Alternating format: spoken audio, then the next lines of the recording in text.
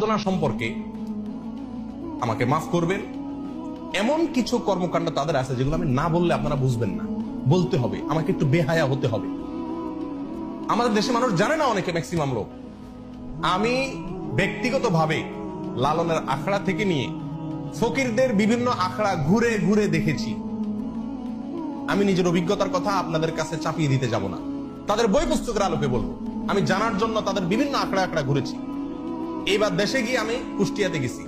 আমার উদ্দেশ্য ছিল লালনের আখড়া যাওয়া, দেখা সেখানে, এবং শুধু শোনা কথা বা পড়া কথারও বিশ্বাস না করে নিজে চোখে দেখা। তাদের আখড়া যদি কেউ যেয়ে থাকেন, ফকিরদের তারা তথাকথিত জিকির করে যেগুলাতে, এগুলোতে আপনারা দেখবেন পুরুষের সাথে একজন নারী লাগে, অন্ধকার হইতে হয়, এবং গাঁজা তো প্রয়োজনই হয়, এবং বাকি কি কাজগুলো হয় সেগুলো বই থেকে শুনেন, আমার অভিজ্ঞতা থেকে না শুনে। দেখুন, বাউল ধর্মে পরকীয়া প্রেম জায়েজ আছে। আল্লাহর কসম, আমি নিজে যাচাই করে যশোরের এক গ্রামে গিয়ে সন্ধান পাইছি যে এখানে, এমনি অন্য কাজে গেছি, পরে শুনছি যে এখানে আপনার ফকিরদের আখড়া আছে। তো আমি দেখতে গেছি, একদিন না কয়েকদিন পরে জানতে পারছি যে এক মহিলা আছে, তার স্বামীও আছে, কিন্তু সবাই জানে এই মহিলা সারাদিনই জেনা করে তার ওই সাধন সঙ্গীর সাথে, বাউলদের সাথে। এবং কোন কোন মহিলার তো সংসার শেষ, আবার অনেক পুরুষও করে যারা বাউল। এটা তাদের ধর্মের গুরুত্বপূর্ণ কাজ, জেনা করা। জেনাটাই ইবাদত বাস। এবং জেনার মানে মূল মুহূর্ত যেটা, সেই মুহূর্তেই নাকি স্রষ্টা হাজির হয়ে যায়। প্রিয়দিনী ভাইরা, বাউলরা মনে করে, আপনারা হয়তো অনেকে প্রথম শুনছেন, শুনে রাখেন, বাউলদের দৃষ্টিতে মানুষের শরীরের বিভিন্ন রোগ বালাই বারো হওয়ার জন্য একটা বিরাট বড় ওষুধ হলো মেয়েদের রস পান করা।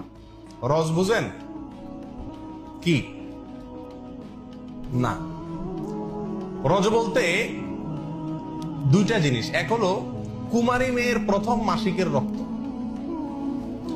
আরেকটা হলো পুরুষদের যেরকম উত্তেজনার কারণে বীর্য বের হয়, মেয়েদের যে পদার্থটা আসে এটাকে রজ বলে। এই রজ, এটা পান করলে কোন রোগ বালাই শরীরে থাকে না, এটা বাউলদের বিশ্বাস।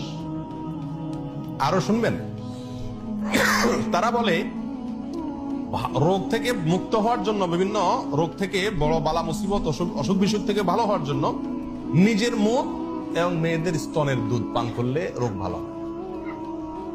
আরো শুনবেন, তারা বলে সমস্ত রোগ থেকে সর্বরোগের ঔষধ একসাথে যদি পাইতে চান তাহলে কি করতে হবে? মল, মূত্র, রস এবং বীর্য, মল, মূত্র, রস এবং বীর্য, এগুলো সবগুলা মিক্স করে একটা ঔষধ বানায় তারা, নাম হলো প্রেম ভাজা। ওষুধের নাম কি? প্রেম ভাজা। এটা খাইলে আর কোন রোগ থাকে না। প্রিয়দিনী ভাইরা, আপনারা অনেকে হয়তো বলবেন যে এগুলা গল্প। আর আপনি আল্লাহি বাস্তবতা খবর নিয়ে দেখেন, আর খবর নেওয়ার দরকার না, আমি আপনাকে বই পুস্তক থেকে বলছি, তাদের বই পুস্তক থেকে, তাদের ধর্মগ্রন্থ থেকে, তাদের ধর্মীয়, তাদের আচার এবং তাদের সংস্কৃতি, কালচার, এই সংক্রান্ত যে সমস্ত বই পুস্তক আমাদের সমাজে প্রতিষ্ঠিত, গ্রহণযোগ্য, অথেন্টিক, এই সমস্ত বই পুস্তকে লেখা আছে। তার ভিতরে বাংলাদেশে বাউল বইয়ের 350 থেকে 382 নম্বর পৃষ্ঠায় এই কথাগুলো উল্লেখ আছে। কথা বুঝে আসছে ভাই? আমাদের দেশে অনেক মানুষ না জেনে এই ফকিরদের কাছে চিকিৎসার জন্য যায়। ছেলেবেলে অসুখ হলে যায় না, কি ওষুধ দেয় এটা ওই শয়তান জানে, আর শয়তানকে যে শয়তানে শিখাইছে সেই শয়তান হয়তো জানে, আল্লাহ সুবহানাহু ওয়া তাআলা জানে, আমরা অনেকে জানিও না। আমাদের দেশের নাস্তিকরা বাউলদেরকে খুব পছন্দ করে, একটা মজার বিষয়। কারা পছন্দ করে? নাস্তিকরা কোন ধর্মকে পছন্দ করে না, কিন্তু বাউলদেরকে খুব পছন্দ করে। ডক্টর আহমদ শরীফ নাস্তিকদের গুরু, বাউলদের নিয়ে বই লিখছেন এবং বিরাট বিশ্লেষণ করেছেন, তাদের ঐতিহ্য তুলে ধরেছেন। শুধু তাই নয়, বাংলাদেশের যারা নাস্তিক, সেকুলার, এরা সবসময় বাউলদেরকে প্রমোট করে।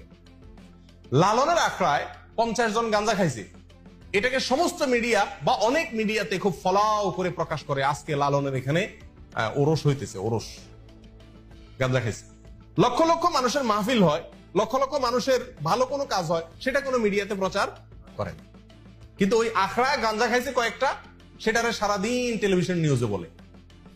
কেন নাস্তিকরা এত পছন্দ করে কেন? এর কারণ হলো এই বাউলদের তাদের যে কর্মকাণ্ড, এই কর্মকাণ্ড করে খোলাসা কথা কয়েকটা পয়েন্ট। নাম্বার 1 যেটা বললাম, দেহ নিয়ে সাধনা। দেহ নিয়ে সাধনা মানে যৌনতা, সোজা বাংলা। নাম্বার 2, আপনার যত নোংরা, বিষ্ঠা, নাপাক পৃথিবীর কোন ধর্মের মানুষরা যেগুলোকে পাক মনে করে না, হালাল মনে করে না, এই সমস্ত জিনিসগুলোকেও তারা শুধু হালাল আর পাকই না, এগুলা বিরাট ঔষধ মনে করে। লালনদের এই বাউলদের একটা গ্রুপ আছে যাদেরকে বলা হয় নেড়ার ফকির। কি বলা হয়? নেড়ার ফকির। নেড়ার ফকির, নেড়ার ফকির মানে বুঝেন? নেড়ার ফকির মানে হলো, নেড়া শব্দের অর্থ হলো যার কোনো ঘর সংসার নাই। নেড়ার ফকির মানে যাদের কোনো কি নাই, ঘর সংসার। ম্যাক্সিমাম বাউলদের কোনো বিয়ে হয় না, এরা বিয়েতে বিশ্বাস করে না। সাধারণ সঙ্গিনী হইলেই হলো, যে কারোর বউ হইলেই হলো, বিয়ের দরকার হয় না, এবং তারা বিয়ে করে না। তাদের মূল কথা হলো ইসলাম পালন করার জন্য মক্কাতে যাওয়ার দরকার নাই, মদিনা যাওয়ার দরকার নাই, আল্লাহ রাসূল সব এই দেহের ভিতরে আছে, শুধু দেহ নিয়ে সারাদিন পড়ে থাকলে চলবে। ধর্মীয় যত কর্মকাণ্ড, আচার অনুষ্ঠান, আমল, ইবাদতের কথা কোরআন সুন্নাহয় বলা আছে, এর কিচ্ছু দরকার নাই। এগুলো